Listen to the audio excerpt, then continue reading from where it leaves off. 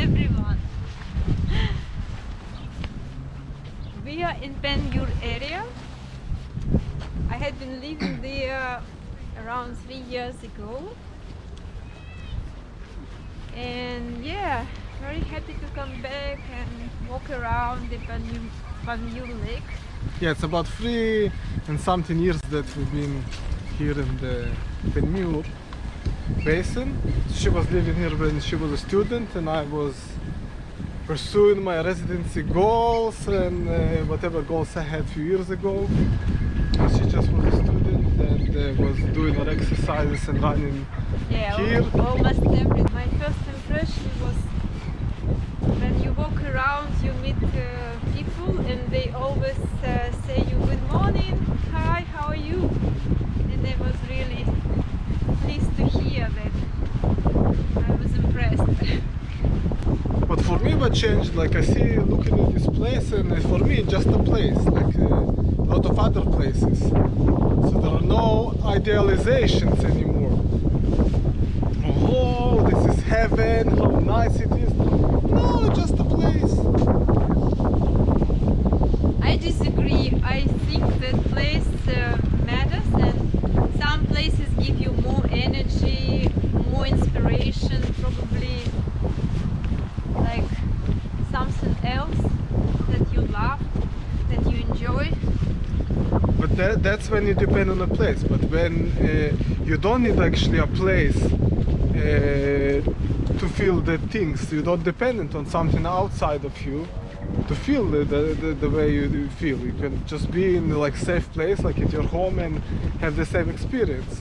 You don't need to run away from Russia all the way to New Zealand to experience this place, because I think in Russia also have like nice places like this.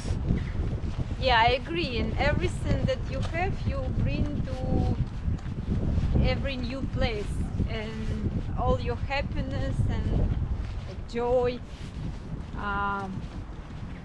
you create it. But anyway, I'm just in general talking about the places that you give you inspiration.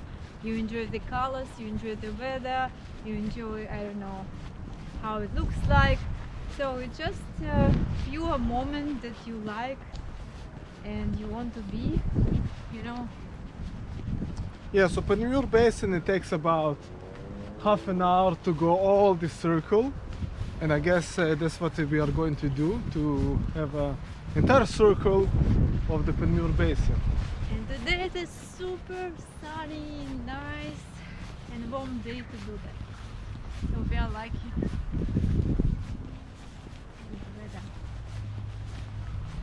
So what we discussed before, that a lot of the time people pursue some goals and they can't really enjoy the pathway because there's some kind of personal and psychological issues that preventing them to enjoy their everyday life.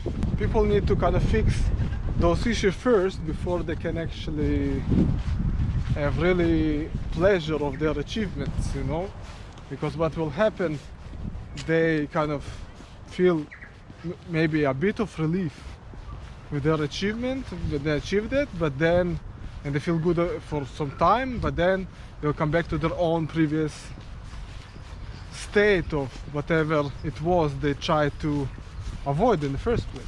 And it's also, I would say, the art to enjoy just your simply daily routine, your simple life without goals or achievement, just, you know, seize the moment. Yeah, have the simple, but on the other hand, if we kind of we enjoy all the simplest things, there is no point of immigration, because we will find all this all this kind of simple stuff in our own place as well. You know, whatever, whenever we are coming from a village, a big city, other country, why would we immigrate if we just enjoy the simplest things? We just have enough whenever we are. We don't need to chase anything, especially in a far place like New Zealand from the rest of the world. This is it. It sounds like a skill, and whenever you go, you can just enjoy that you have, but it's not about you don't set the goals and have a like purpose. I mean, it could be both. It can be both, but why to go all the way here instead of setting those goals in the place you're already born that actually have a lot of advantages, instead of starting from scratch in a place like New Zealand? Because it's a journey, and while traveling you get your transformation, you get your insights, you literally enjoy your way like to the destination point. Yes, the same like understanding that now it's just a place, it's nothing more than just nice place with nice nature, and nothing more than that. It's not a heaven, it's not the best place, the most beautiful place, because there are amazing places everywhere. Yeah, all So around just, the you know, so this is one of the things. Like for me, for example, New Zealand was a great base for healing, because I don't know, not everyone born with amazing, great, supportive families which who treated them really nicely and said the nice words, and their childhood were amazing, and they had a lot of money and received everything they wanted and had good education, all these things. Not everyone had such luck, so a lot of people have a really traumatic experiences in their lives. So for me, actually, I wasn't that lucky, unfortunately, in my past. So, for example, my immigration path allowed me to come here and to heal a lot of these kind of holes and traumas that I had in the past. Because if I won't pursue it, because I thought all the problems that I felt in one of the countries before, like if I was in Israel or Ukraine or whatever country I was before, I thought, oh, it's the country is the problem, the government is the problem, the people in my environment is the problem, they're not behaving well, they are like that, you know. I put everything on the outside, you know, blame that, oh, they are wrong and they are doing like that, even though in some place it's really true that some people kind of harm and kind of breaking things and not the most positive, but thing is when you kind of okay with yourself and settle with yourself and you don't have these holes and you stop kind of noticing that, and you're noticing more things, like you're noticing the people who are very successful, you notice the people who have amazing businesses, the people who actually taking care of their environments, you know, people who are good and happy in whatever place it is, you know. So when you have this baggage, you come into a place like this, and of course you see the same kind of experiences in people, because you still didn't solve all the main issues. Yeah, and what they're talking about, it sounds like a filter in your mindset and your perception. And this is a new, like, level up filter, sort of high quality, and healthy filter that help you to recognize this, you know, happiness around you and just reflect this happiness with your own joy and fulfillment, enlightenment. Yes, and I'm very grateful for New Zealand, because I achieved a lot of goals that I already set in here, and I noticed that a lot of my feelings and state wasn't changing. They didn't change at all, and I kind of noticed, well, it won't help to get, I don't know, even to buy a house and set more goals. So I need to stop. I need to kind of understand what is happening, why doesn't matter what I'm achieving, it's still for some reason not enough. Yeah, let's take a break. Can you hold it? Yes. Let's take a break. I want to walk with my Exercise.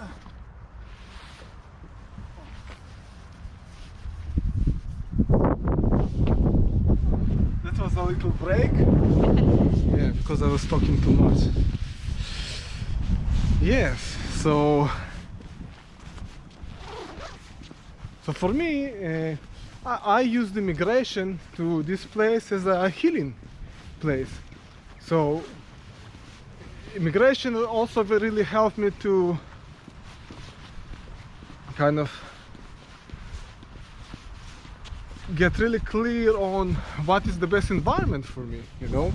So I began to appreciate a lot of things that I had in Israel or Ukraine. And of course one of these things is like to be in a place that you culturally kind of belong and it makes sense to you. Instead of here, you need to make a lot of adaptations to kind of be part of society and being accepted and have friendships. But on the other hand, you notice like a lot of people that you see are really good people, but you don't like, they not interest you in a level that you really want to go deeper or even teach them to be really good deep friend like you had easily, like I had like in Ukraine or Israel, that we kind of becoming friends, like really deep and good friends. And here, not because people are bad, but probably like as I see it, they don't know what does it mean or what is to be a really deep and good friend and have deep conversations. Yeah, I agree. It looks like people sort of, they have some sort of curiosity, but it's about their ability and knowledge how to build such kind of relationships. It's also part, like cultural part. They don't go deeply, and most like small talks and connections are very superficial. So whoever asks me like if I regret or not regret coming to in New Zealand, of course I don't regret, because it's becoming hot. Because I learned so much on the way here, and these lessons are actually what is really important, what's most important, because these kind of unforgettable lessons. The same like a person who building a company and actually didn't get any money, actually lost money, you know. And but the lessons that he learned for his next business are kind of priceless. Like it could be a good recommendation to start immigration, or at least to live somewhere in different countries to get your own experience. Because as I said, while you are on this journey, you will learn your own lesson and you will discover a lot. Not actually healing, but also like, you know, your personality transformation. And yeah, this is fun and it's also to do. Yeah, also I want to add for Luba advantage that as a woman she came here to do immigration by herself. And not that I don't see like women that come in to do immigration by themselves, but she actually came here without a family and wanted to get residency by herself, which takes lots of courage. And I don't think a lot of women actually are doing this in New Zealand. A lot of women coming with partners or kind of being invited by someone local here, but not a lot. Women are actually coming here to New Zealand by themselves to do immigration by, you know, job and study from the Slavic countries. Yes, that's true. It's a pretty challenge. And what I want to add, that combinations of pathway can be really different. Not only like, you know, strategical way to come and find a man, or people think, oh, you can go and find a man over there and got your like visa, residency, marriage, whatever you are looking for. But beyond this, you can do it by yourself. You can do it in different way, through education, through business, But again, let's remember, New Zealand actually is very expensive. In order to study here, it costs tens of thousands of dollars, and not a lot of women in the Russian countries, I mean like Ukraine, Russia, Belarus, like they don't have a lot of amounts like this. And the amounts of money that they will spend immigration here, they could buy mortgage-free apartment in Russia in most places. Even in Moscow, you can buy like half apartment, at least back then, 2016-17, you could buy at least half apartment, you know, and live there, you know. So that's why kind of you need to have like really good reasons to come here and spend so much money as a woman by herself coming to New Zealand. It's much easier to come together or have a partner here because it's really less pressure for job searching or even rental accommodation or whatever, just settling here. Yeah, while you need it because you came by yourself, you need to compromise on different things, like accommodation. You need to stay in rooms instead of rent your own place.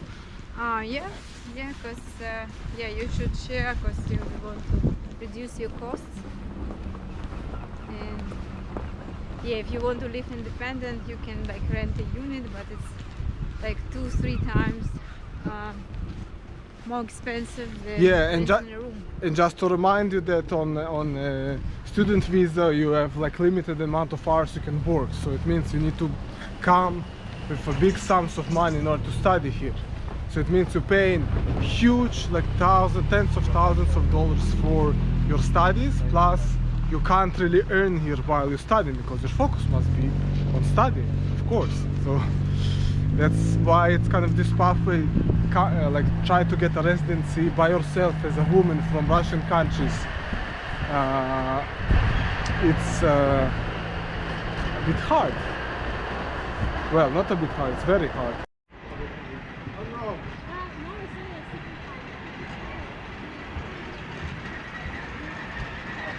Yeah.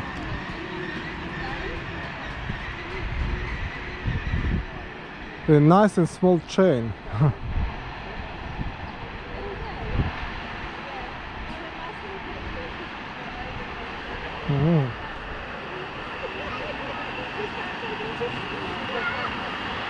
Yeah.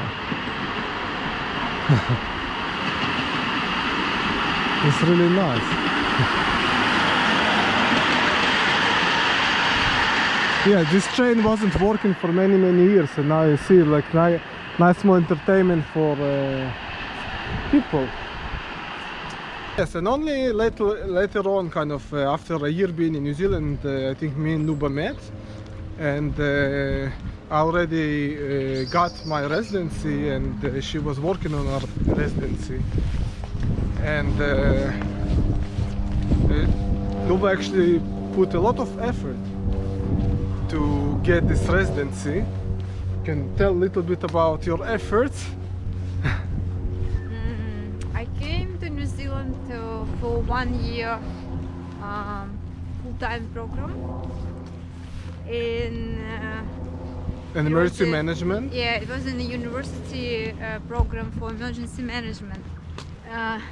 It was level 8 qualification, postgraduate diploma, and the price for this diploma way above 30,000 New Zealand dollars for 1 year. And Luba had a lot of hopes and expectation to be a professional in our field, and a lot of kind of confidence in this program, and a lot of research being done that Luba will be able to be an emergency management professional here in New Zealand. And and she successfully graduated with the diploma, and then we kind of met.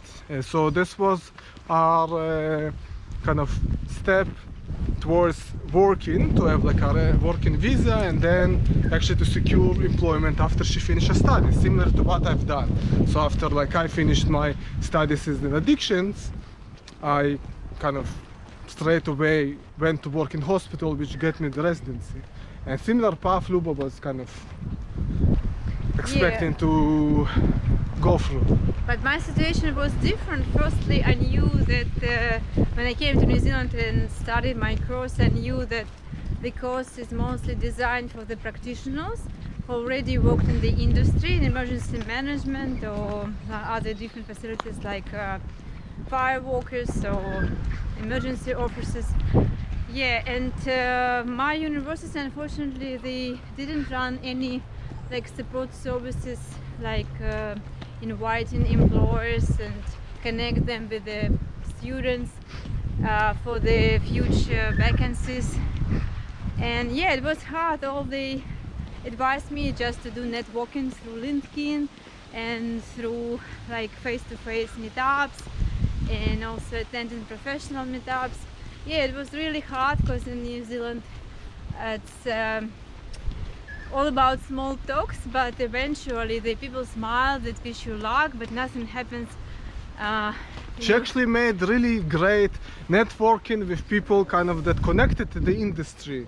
And also like she was suggested when to go into kind of workplace to have like after work to have the small talks, to go to the bars and the cafes and culturally just to have small talks about things that like in hardcore culture it's not really important or matter or even funny. So a lot of efforts needed to be done in order to get these friendships, you know, a lot of adaptations. Yeah, and when I came to New Zealand, I also was suggested to do volunteering job. And my first year when I was a student and couldn't work more than 20 hours, all time they had I invested in volunteering. And I did 8 volunteering projects in for different NGOs and organizations. So yeah, and I thought all my thoughts was with Red Cross or St. John's is very popular NGO here. But yeah, it's good to volunteer, but really hard to get a real full-time job that fits your look how what nice house it is. immigration goals. Really nice house. Yeah, this area really nice houses. Yeah, you can do some strategies, some plans, but in my case it was different because I didn't know some obstacles that I met later and discovered on my way. So yeah, and the good thing that you can be like flexible and adjustable. So what happened after your volunteering and a lot of networking, a lot of efforts, and all this great you know, expensive diploma that you had? What happened next? What happened with being a emergency management professional? I discovered that it really narrow industry, like not like very small teams working there, and they don't rotate people much. So yeah, you can work like in a industry that is close to the emergency management, like health industry, for example, that I did. So I went for the hospitals, and I went for the health community services. So yeah, you can just be flexible. Continue meeting people in the industry, continue remind them that you are looking for a job. Yeah, so if looking like 5 years before, if you had the chance to go back and make different decisions, what would you change? I'm happy with my plan to be emergency officer, and actually it was a like international global role that I can take at any country when I would like to go. So what I would do differently, maybe job searching and research, and maybe I would go not to Auckland but to a small town like Massey. They also have like alternative programs, and it's a bit cheaper, and probably it's more easier to get a role in a small city, because they are looking for the professionals with their university degree. Might be like that. So you still think emergency management is a good profession to pursue, even though the investment in that is quite substantial? It depends of your purpose. If you are looking for the immigration, you can do it in a cheaper way. Just go for the any general manager program for $8,000, for example.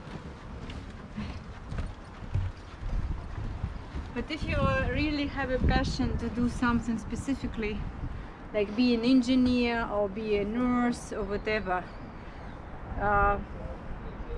you should choose what you want. Myself, because I planned really well the immigration pathway here, so I got residency quickly. But eventually, I think, like I said, the main reason why I chose this role is probably because I was good at it. I was doing that, and also it was really high demand here, so it was quite easy to get residency visa because you really need mental health professionals here in New Zealand.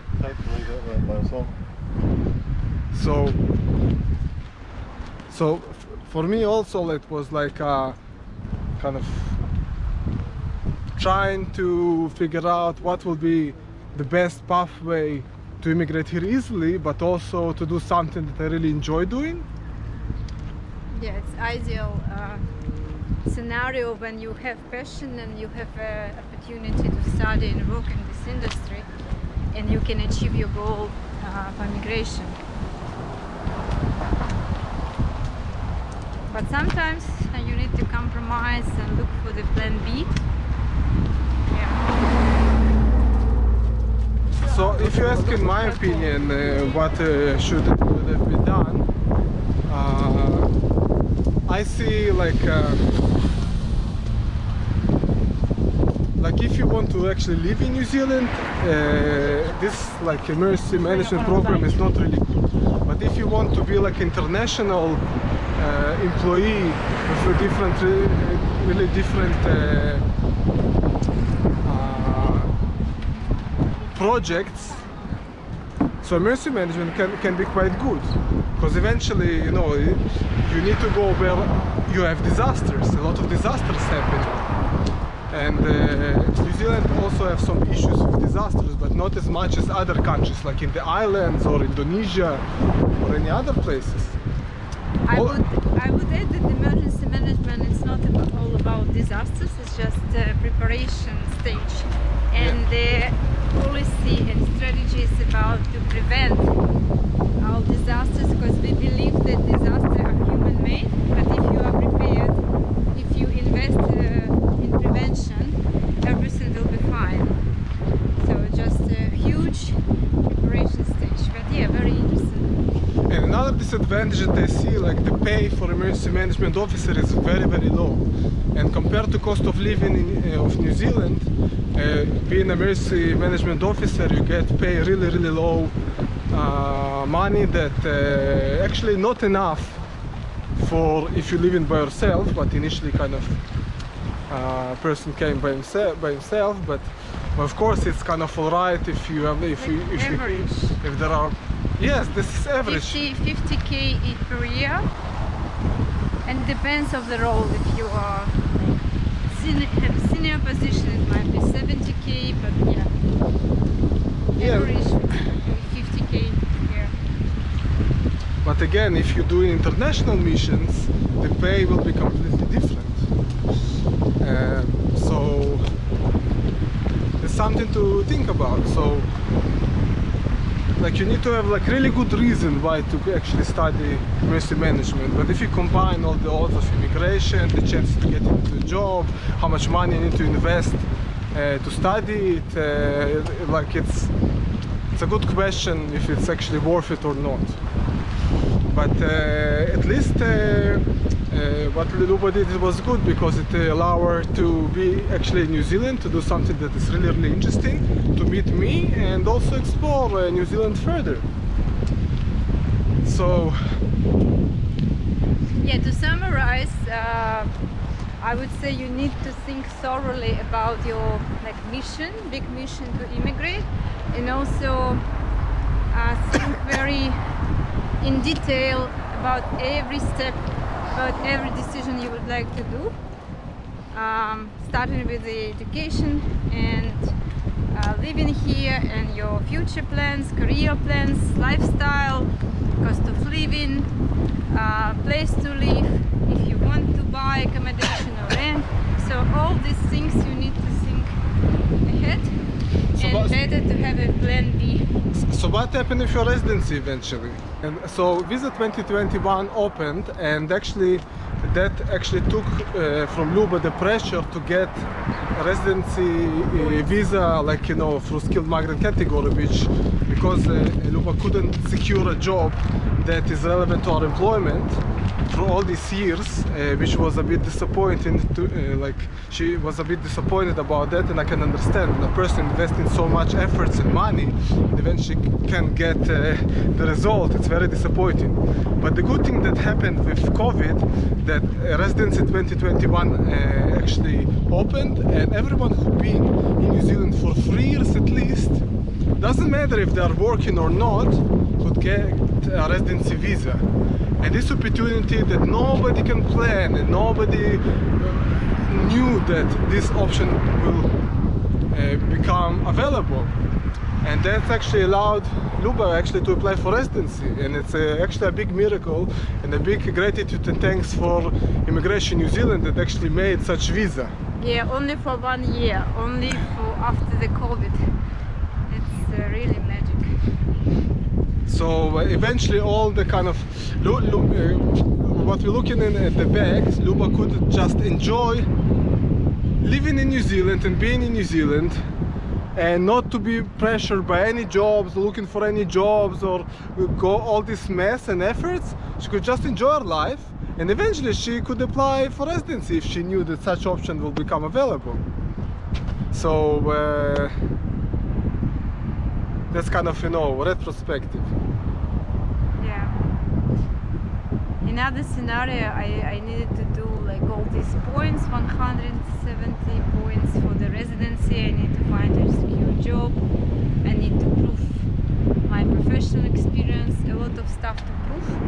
And eventually what happened with my job eventually, because of the COVID rules, actually the profession that still is really in well demand, and I was working for many years, so the policies change, and in order to work in the hospital or in the health care system, you need to have COVID injections, which actually not every person actually want them.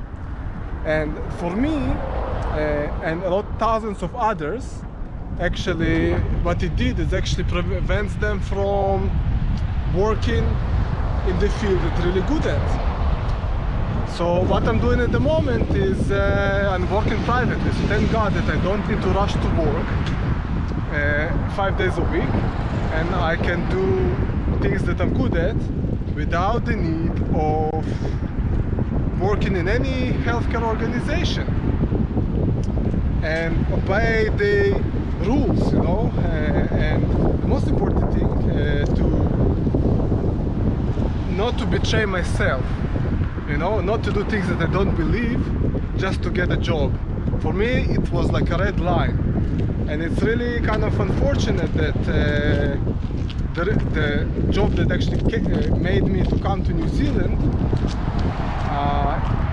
in the end, like I can't practice it under the current like I was practicing always. But it's okay, because I kind of I found a new way to do the same that I like, and even better.